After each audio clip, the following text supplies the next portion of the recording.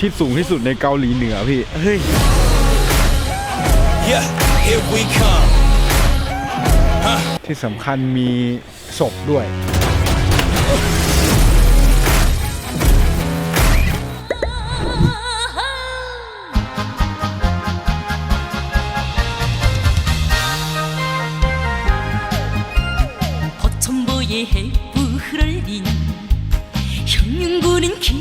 ถนน Scientist Street นะครับผมก็คือถนนเส้นวิทยาศาสตร์นะครับด็อกเตอร์ต่างๆก็จะมาอยู่แถวนี้นะ 빨치산유장군이 선창 대신 아리랑 봉인마다 릉선마다 레선타도 울렸네 아리랑 ที่เห็นเราถ่ายอยู่บนรถเยอะๆเนี่ยทำไมไม่ลงไปถ่ายครับจริงๆมันด้วยข้อจำกัดด้านเวลาครับเราไม่ได้ลงไปทุกที่นะฮะเพราะเราจะได้ไปแต่จุดสำคัญใหญ่ๆแล้วก็ได้ลงไปถ่ายแต่อันเนี้ยตามท้องถนนเราก็จะได้ถ่ายบ้างนะฮะอย่างวันนี้นะฮะเป็นวันที่ดีมากตอนเช้านะ6 โมงเช้าพระอาทิตย์เริ่มขึ้นนะแสงดวงอาทิตย์นะฮะสวยมากอากาศพอดีนะหนาวและมีแดดหิมะไม่ได้แบบตามท้องถนนก็ละลายหมดแล้วตึกที่เราเห็นตรงนี้นะครับเป็นตึกแลบวิทยาศาสตร์นะครับผมตึกต่ำๆนี่คือแลบวิทยาศาสตร์นะฮะมีคอมพิวเตอร์จำนวน 3,000 เครื่องนะฮะที่นักวิทยาศาสตร์มาทำการวิจัยส่วนอาคารด้านขวาที่เป็นตึกสูงๆนั่นคือห้องพักหรือโฮเทลสำหรับนักวิทยาศาสตร์ครับผมโอ้พระเจ้านะฮะประเทศนี้ให้ความสำคัญกับนักวิทยาศาสตร์มากครับผม Hey, let's go. Back.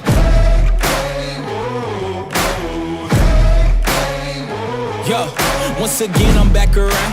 ทั้งสองข้างทางจะมองเห็นว่าส่วนนี้ออกมาจากสวนเมืองแล้วนะฮะก็จะเห็นเป็นฟาร์มเป็นที่เพาะปลูกนะพื้นที่เพาะปลูกซึ่งประเทศเกาหลีเหนือปลูกอะไรครับเขาจะมีปลูกข้าวมันนะครับแล้วก็ธัญพืชข้าวโพดนะครับซึ่งการปลูกเนี่ยมันเจ๋งตรงที่ชาวเมืองนะก็จะมาช่วยกันปลูกไม่ว่าจะเป็นทหารคนทำงานทุกอย่างก็จะมาช่วยเกษตรกรนะครับเพาะปลูกเป็นอะไรที่สุดยอดมากนะฮะร่วมมือร่วมใจแต่ที่ทุกคนเห็นในภาพนี้ครับผมมันคือเดือนธันวาคมครับมองไปสีขาวๆมันจะเหมือนนาเกลือหน่อยครับที่จริงไม่ใช่มันคือหิมะ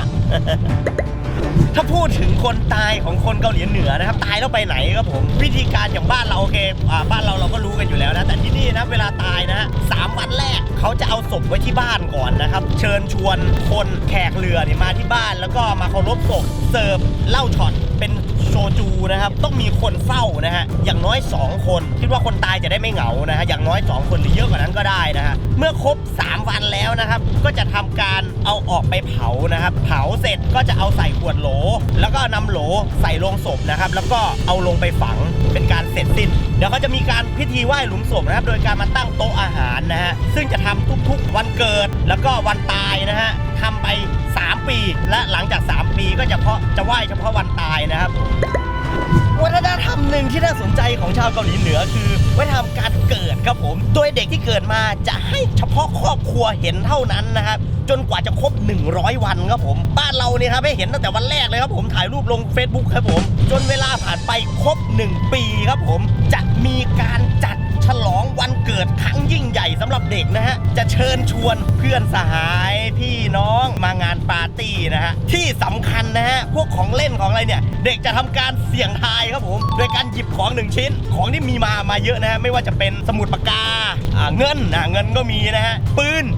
สั้นนะฮะที่เป็นของเล่นนะฮะก็วางอยู่ทีนี้ให้เด็กเลือกถ้าเด็กเลือกเอาเงินนะครับจะทำนายว่าอนาคตเด็กจะโตไปเป็นนักธุรกิจครับผมถ้าเด็กเลือกเอาปากกานะครับผมน่าจะเป็นนักวิทยาศาสตร์ครับผมแต่ถ้าเด็กเลือกเอาปืนนะฮะนั่นหมายความว่าอนาคตเด็กอาจจะเป็นทหารนะฮะเนี่ยเขาให้ความสำคัญกับวันเกิดของเด็กอายุ1 ขวบมากนะฮะโอ้สุดยอดไปเลยนะ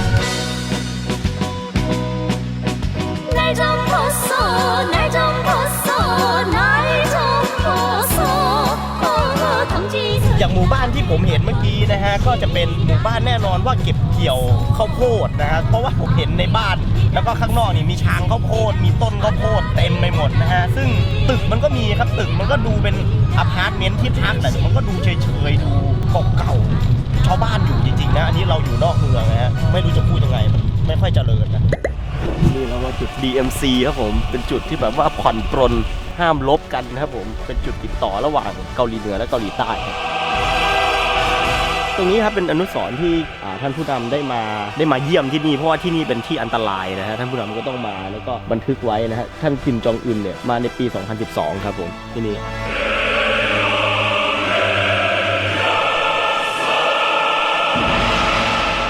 พื้นที่นี้ครับเป็นพื้นที่ที่ทหารเขามานั่งประชุมคุยกันนะผมนั่งคุยกันเหมือนทหารนะผม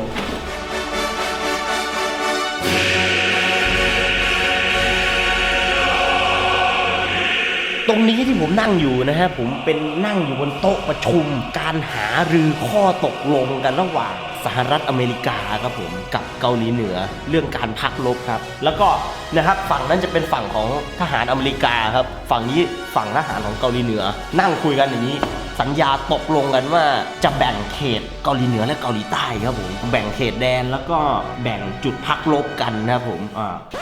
พี่นายก็รู้นะกับการที่นายได้ขโมยรถของเราไปเมื่อตอน4 ขวบนะ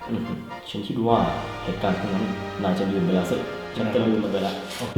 ฉันจะลืมด้วย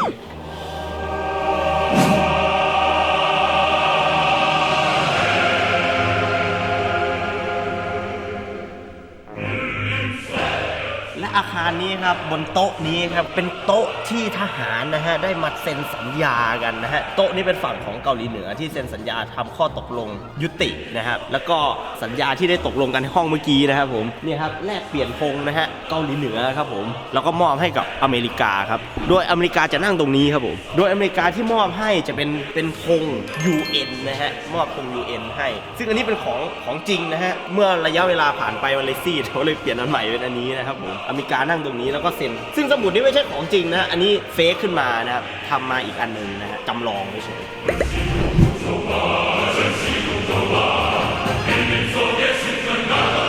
แล้วก็มีอยู่บนรถก็มีทหารครับผมถ้าพี่อยู่ไทยและอยากมีทหารอยู่บนรถนี่ก็ได้นะทำไมฮะก็พูดถึงท่านเยอะๆ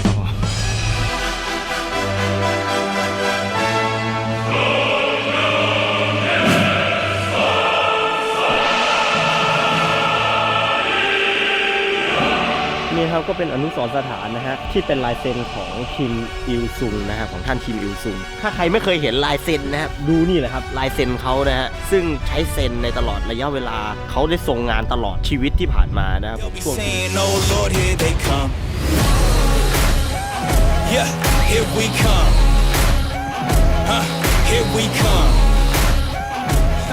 นี่ฮะคือเส้นแบ่งเขตแดนครับผมจุดสำคัญหนึ่งของประเทศเกาหลีเหนือซึ่งเพราะว่าเขาใช้เป็นจุดที่มาคุยกันนะฮะระหว่างอเมริกาแล้วก็เกาหลีเหนือการทำเส้นแบ่งเขตแดนเนี่ยมันต้องมีการคุยกันเยอะตึกสีฟ้าที่เห็นข้างล่างนะฮะสร้างโดยสหรัฐอเมริกานะฮะสีขาวด้านข้างสร้างโดยเกาหลีเหนือนะฮะเส้นคอนกรีตนั่นคือเส้นแบ่งที่เราเห็นอยู่นะครับผม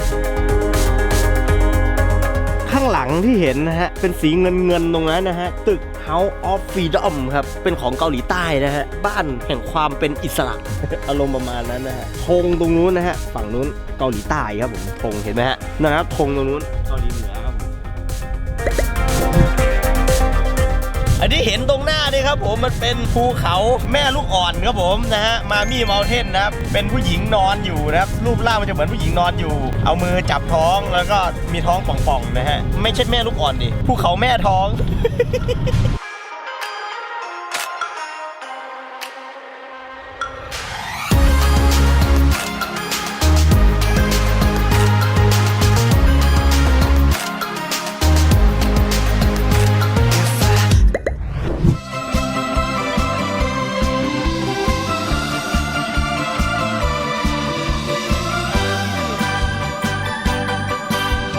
ตรงนี้ครับผมคือคอริโอมิวเซียมนะครับหรือพิพิธภัณฑ์คอริโอแล้วก็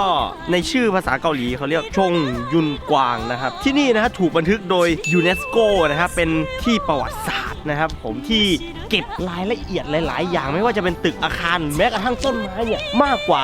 1,000 ปีนะครับผม 1,000 ปีนะฟังไม่ผิดนะฮะยูเนสโกเลยบันทึกไว้นะที่นี่ก็เปลี่ยนเป็นสถานศึกษาไปแล้วนะครับเป็นโรงเรียนแล้วก็เป็นมหาวิทยาลัยซึ่งถ้ามองไปตรงไกลๆนู่นนะฮะก็จะเป็นมหาวิทยาลัย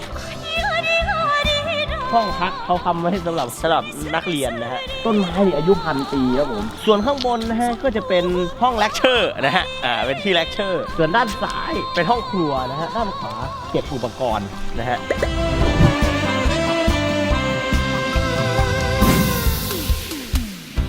심으로 뭉쳤으니 두려움없어 아리랑 절벽으로 타줬으니 끄떡없어 แล้วพอเข้ามาข้างในฮะเราก็ค้นพบแหล่งที่เป็นวัตถุประวัติศาสตร์นะฮะไม่ว่าจะเป็นที่ปั๊มนะฮะเครื่องปั๊มลายลักษณ์อักษรหนังสือนะฮะไม่ว่าจะเป็นที่ปั๊มแบบอันเล็กนะฮะเป็นเหล็กตัวต้นแบบแม่พิมพ์นะฮะแล้วก็เนี่ยฮะโหลจานชาม อันนี้สำหรับคนที่แบบไม่ค่อยมีกระตังนะฮะแต่คนที่มีกระตังก็จะสวยๆหน่อยนะฮะจานชาม ขั้นตอนวิธีการทำครับผมก็ธรรมดาครับผมปั้นดินก่อนเลยเอาดินมาปั้นช่างปั้นแล้วก็มาลงสีครับผมเอาไปเผาครับผมแต่อันนี้มันมีระยะเวลานะที่ทำมามากกว่า 1,000 ปีครับผมออกแบบทรงอันไหนรู้ไหมครับว่าไหนผู้ชายผู้หญิง นี่ผู้หญิง ผิดครับผมอันนี้ผู้ชายครับผมมันดูแข็งแรงแต่ผู้หญิงรูปร่างมันจะดูสมูทแล้วก็ด้านล่างจะดูใหญ่ๆนะฮะเหมือนกับถ้าดูชุดผู้หญิงเกาหลีอ่ะอันนี้เป็นประติมากรรมเหล็กนะฮะไม่ใช่ดินเผาแล้วก็มีพระครับผมเสื้อผ้าสำหรับคนจนนะฮะสำหรับคนรวยก็จะใส่สีสันเยอะๆหน่อยหินบันทึกศิลาจารึกครับผมนี่ครับโอ้โลงศพเด็กครับผมนี่คือหลุมศพกษัตริย์นะฮะในยุคก่อนที่เขาจำลองขึ้นมาซึ่งเราจะไม่ได้เข้าไปในของจริงซึ่งเรากำลังจะไปดูนะฮะนี่ฮะก็คือข้างล่างนี้ก็จะเป็นจำลองว่าจะมีหลุมฝังศพอยู่ข้างล่างนะฮะข้างๆรอบห้องนี้ก็จะเป็นเทพตรงนี้จะมีรูเล็กๆนะฮะเพื่อเชื่อมต่อรูนี้จะเชื่อมต่อห้องของราชินีนะฮะเพื่อเขาจะได้อยู่ด้วยกันมีความเชื่อว่าอยู่ด้วยกันนะครับผมเห็นตรงรอยแตกได้ไหมครับผมรอยแตกจากระเบิดของญี่ปุ่นเขาพยายามจะหาสุสานนะฮะก็ทิ้งบอมเลยทิ้งบอมแล้วก็ทำลายห้องนี้ซะนะครับผมก็จะเห็นรอยแตกอยู่ตอนนี้ผมอยู่ที่ร้านของฝากครับผมซื้อของฝากแฟนๆก่อนครับผมอยู่เมืองทหารเราต้องซื้ออะไรที่มันเกี่ยวกับทหารหน่อยครับผมอันนี้เลยเดี๋ยวไม่ใช่โอ้โหตุ๊กตาผู้หญิงอ๋อตุ๊กตาผู้หญิงถ้าผู้ชายได้ไปอาจจะดูไม่เลย อันนี้ก็ดูผู้หญิงไปเอานี่เลยกันหมวกแล้วกันนะผมหมวกใส่ได้ทั้งผู้ชายทั้งผู้หญิงนะฮะเท่ๆอ๋อเอานี้นะ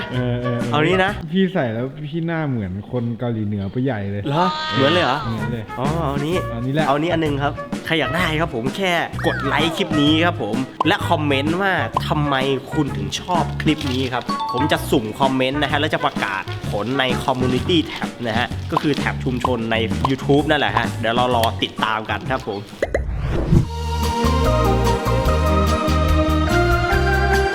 เขาบอกว่าจำนวนเลขที่มีความสำคัญสำหรับชาวเกาหลีเหนือนะครับคือเลข11ครับผมเป็นเลขสำหรับราชาเลขสำหรับทุกอย่างที่เกี่ยวกับบุคคลสำคัญนะครับซึ่งจำนวนชาม2 4 6 8 10 11นี่คืออะไรอย่าบอกนะว่าซุปเนื้อหมาครับผมเนื้อขุนแผนนั่นเองนี่ครับซุปเนื้อหมาครับผมและอันนี้ก็เป็นซุปธรรมดานี่ผมกำลังจะกินเนื้อหมาครั้งแรกครับผมเนื้อขุนแผนพี่เลี้ยงขุนแผนแล้วพี่ก็แดกขุนแผนไม่ใช่มันมีกลิ่นนิดนะกลิ่นเนื้อพี่แดกไปแล้วไม่ได้อร่อยครับแต่ต้องยิ้มนะครับผมรักษามารยาทกลิ่นมันจะมีสาบๆนิดนึงอ่ะมันร้อนมากครับผมน่าจะเป็นหนังหมาครับผมแดกหนังหมาไปแล้วแดกหนังหมา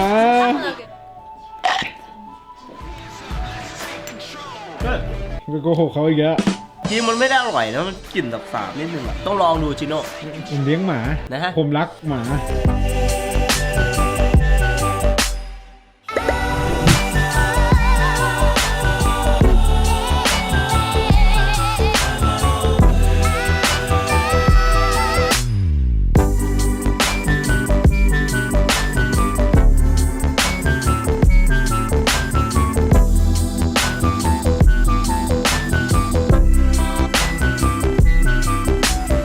หลังจากที่เรารับประทานอาหารเสร็จนะครับผมเราก็มาที่หลุมศพนะฮะตำนานรักของกษัตริย์และก็ราชินีครับผมซึ่งเป็นเกาหลีสมัยก่อนนะชื่อกษัตริย์กงโฉวนะครับผมแต่งง งานกับราชินีจากมองโกเลียครับผมซึ่งตำนานรักนี่ยาวนานมากครับมันเริ่มจากว่ากษัตริย์เนี่ยครับแต่งงานกับราชินีแล้วปรากฏว่าราชินีไม่สามารถให้กำเนิดลูกได้ครับผมเลยบอกกษัตริย์บอกว่าเอ้ยไปเอาเมียใหม่เถอะแต่กษัตริย์ก็ไม่ครับตัดสินใจไม่พอเวลาผ่านไป13 ปีครับผมปรากฏว่ามีข่าวดีครับผมกษัตริย์รู้ว่าเอ้ยภริยาเนี่ยท้องโอ้พระเจ้าดีใจมากครับผมกษัตริย์ดีใจมากก็เลยปล่อยนักโทษทั้งเมืองเลยครับให้เป็นอิสระนะครับเพื่อเป็นการเฉลิมฉลองถึงวันคลอดครับผมคลอดลูกออกมาแต่ราชินีเสียชีวิตครับผมกษัตริย์เศร้ามากครับผมก็เลยตัดสินใจสร้างหลุมศพนี้นะฮะใช้เวลามากกว่า7 ปีนะครับในการทำหลุมศพนี้นะฮะโดยสร้างให้ตัวเองอยู่ฝั่งนี้นะครับผมแล้วก็สร้างให้ราชินีอยู่ฝั่งนี้ครับถ้าสังเกตนะฮะจะมีแกะกับเสือนะฮะแกะหมายถึงประชาชนนะครับผมกษัตริย์จะปฏิบัติต่อประชาชนแบบนิ่มนวลเป็นมิตรกับประชาชนครับผมนะเสือหมายความว่าเป็นศัตรูครับเขาจะปฏิบัติต่อศัตรูด้วยความแบบเข้มแข็งนะฮะหรืออีกในความหมายหนึ่งนะฮะมันมี2ความหมายคือแกะเสมือนเป็นสัญลักษณ์ของมองโกเลียครับชาวมองโกเลียเนี่ยเขาก็มีแกะเป็นสัญลักษณ์ส่วนเกาหลีนะครับก็จะมีเสือเป็นสัญลักษณ์ซึ่งหลุมศพนี้นะฮะเราได้ไปดูจำลองภายในมาแล้วก่อนหน้านี้นะครับผมซึ่งชาวญี่ปุ่นเนี่ยพยายามทิ้งบอมใส่นะเพราะว่าหาทางเข้าไม่ได้ดูออกไหมครับทางเข้าตรงไหนครับจิโน่ลองเดาครับผมนี่มีบันไดขึ้นตรงนี้แล้วน่าจะเดินขึ้นตรงนี้ไปมีทางเข้ามันไม่มีทางเข้าครับแต่จริงๆทางเข้าอยู่ภายใต้หินอันนี้ครับผมจะเข้าได้ต้องยกหินออกนะฮะแล้วทางเข้าจะอยู่ข้างล่างถ้าจะยกหินออกต้องใช้คนกี่คนครับผมเคน1 คันได้ครับผมแต่ถ้าเป็นคนยกต้องใช้มากกว่า30 คนเพื่อยกหินก้อนนี้ออกครับผมนี่แหละฮะทางเข้ามันเข้ายากนะฮะ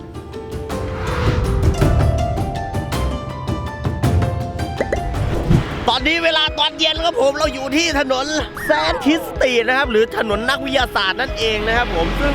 ที่นี่นะฮะเกาหลีเหนือให้ความสำคัญกับที่นี่มากเพราะเขาจะปั้นเด็กรุ่นใหม่หรือเยาวชนของชาติเพื่อเป็นนักวิทยาศาสตร์นะครับซึ่งที่นี่ก็จะมีทั้งนักวิทยาศาสตร์ทั้งอาจารย์ที่รวมตัวอยู่ที่นี่นะจะเห็นได้ว่าตึกมันจะดูเป็นรูปทรงแนวหน่อยนะดูเป็นอนาคตนะฮะเขามองถึงอนาคตที่สดใสของชาวเกาหลีเหนือครับผมดูที่ตึกนี้ครับอย่างตัวตึกนี้ฮะสูงเลยใช่ไหมครับเขาได้แรงบันดาลใจมาจากดอกไม้ครับผมนะฮะชั้น1ชั้น2เนี่ยก็จะเป็นคล้ายๆกับเหมือนห้างครับก็จะมีทั้งร้านตัดผมร้านอาหารขายของทั่วไปนะฮะส่วนชั้น3ขึ้นไปนะฮะเป็นอพาร์ตเมนต์ครับผม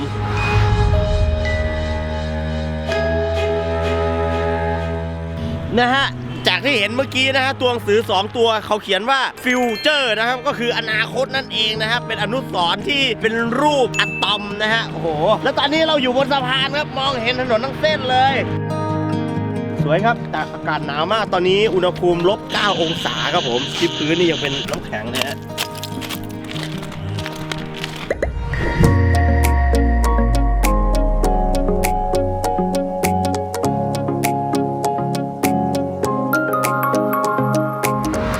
ผมก็เสร็จสิ้นการที่เรามาเดินแล้วก็มาเที่ยวกับเที่ยวไหมครับในครั้งนี้ที่เปียกยางเกาหลีเหนือครับผมประเทศที่หลายๆคนอาจจะกลัวในการเข้ามาครับผมใช่เป็นไงความรู้สึกพี่เป็นไงบ้างความรู้สึกผมนะฮะมันก็ไม่ได้น่ากลัวอย่างที่คิดนะฮะซึ่งมันก็อาจจะเป็นสิ่งที่ดีที่มีไกด์อำนวยความสะดวกให้กับเรานะครับแล้วก็สิ่งที่ผมสงสัยตลอดคือคนเขาจะชอบเดินนะไม่รู้เดินไปไหนกัน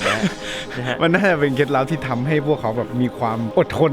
สุขภาพร่างกายดีเพราะว่าคืออย่างบ้านเมืองอะไรต่างๆเนี่ยบอกเลยว่ามันค่อนข้างที่จะยังคงความเป็นแบบอนุรักษ์นิยมมากๆใช่ครับอดีตเป็นยังไงที่จากไกด์เล่านะปัจจุบันมันก็ยังคงอยู่ใช่ครับเขาเก็บวัฒนธรรมเก็บขนบธรรมเนียมไว้ได้ดีมากไม่ได้น่ากลัวอย่างที่เราคิดจากก่อนมาเนี่ยเรารู้สึกว่าเกาหลีเหนือมันจะน่ากลัวมันจะอันตรายไหมแต่พอมาจริงๆผู้คนมันก็น่ารักยิ้มแย้มแจ่มใสใช่ครับและหลายๆคนอาจจะสงสัยนะครับว่าถ้าอยากมาเที่ยวที่นี่ทั้งหมดเนี่ยพี่บี้กับพี่จีโน่เนี่ยใช้ค่าใช้จ่ายเท่าไหร่ปกติผมไม่ค่อยพูดนะแต่นี่ผมจะพูดให้ฟังนะฮะคือก่อนอื่นเลยเราก็ต้องไปที่จีนก่อนไปที่จีนแล้วก็นั่งจากจีนมาที่เกาหลีเหนือวีซ่าที่จีนนะครับก็ราคาคนละ 3,000 บาทนะฮะวีซ่าเข้าออกจีน2 ครั้งนะก็ 3,000 บาทแล้วก็ค่าเครื่องบินจากกรุงเทพมาปักกิ่งเนี่ย 19,400 401 บาทนะครับแล้วก็ค่าทัวร์ทั้งหมดที่เกาหลีเหนือเนี่ยรวมไปถึงค่าเครื่องบินจากปักกิ่งมาเกาหลีเหนือแล้วก็ค่าอาหารทั้งหมดไม่ต้องจ่ายแล้วอันนี้คือ จัดการให้หมดเลยเขาจัดการให้หมดแล้วนะจ่ายเป็นยูโรนะครับทั้งหมดราคา 1,295 ยูโรหรือคิดเป็นเงินไทย 49,643 บาทครับผมถ้ารวมเป็นเงินไทยเนี่ยต่อคนเลยเน็ตเลยเป๊ะๆก็คือประมาณ 72,044 บาทใช่ครับผมต่อคนนะฮะแต่ถ้าใครอยากซื้อของฝากซื้อของอะไรอย่างอื่นก็เอาเงินมาเตรียมมาเผื่อแต่ผมว่าเชื่อว่าถ้าเกิดว่าเรามีการแผนล่วงหน้าหรือว่าซื้อจองตั๋วเครื่องบินในระยะที่มันแบบยาวๆหน่อยมันก็อาจจะได้ราคาที่มันถูกลงแต่พวกเราเที่ยวไหมครับเราชอบปุ๊บปั๊บครับผมเพราะด้วยเวลาเลยแต่การมาเที่ยวเมืองหนาวครั้งนี้บอกเลยว่าถ้าเราไม่ได้เสื้อกันหนาวสวยๆจาก Winter Clothing นะครับโอ้เอาไม่อยู่แน่ๆเป็นไข้ตายขอบคุณมากๆด้วยครับที่สนับสนุนเสื้อกันหนาวเราตลอดทั้งคลิปเลยนะครับผมและอย่าลืมนะครับกิจกรรมถ้าใครอยากได้ของฝากจากเกาหลีเหนือก็อย่าลืมนะครับคอมเมนต์บอกว่าทำไมถึงชอบเที่ยวไหมครับใน EP นี้นะครับแล้วกดไลค์แล้วก็แชร์คลิปนี้ด้วยครับผมและครั้งหน้าอยากให้เราไปที่ประเทศไหนก็คอมเมนต์บอกได้เลยครับเดี๋ยวเราจัดให้ตามใจจัดไป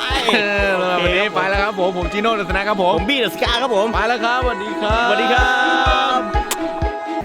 เกิดอะไรขึ้นครับคุณบี้กิจเขาหายรู้ไหมวันนี้มันเกิดอะไรเพราะว่าล้อข้างขวาด้านหน้ามันหายไปแล้ววันนี้ผมจะต้องกลับที่เมืองไทยสวนข้าวโพดครับผมหิมะแล้วก็หิมะเย็นเลย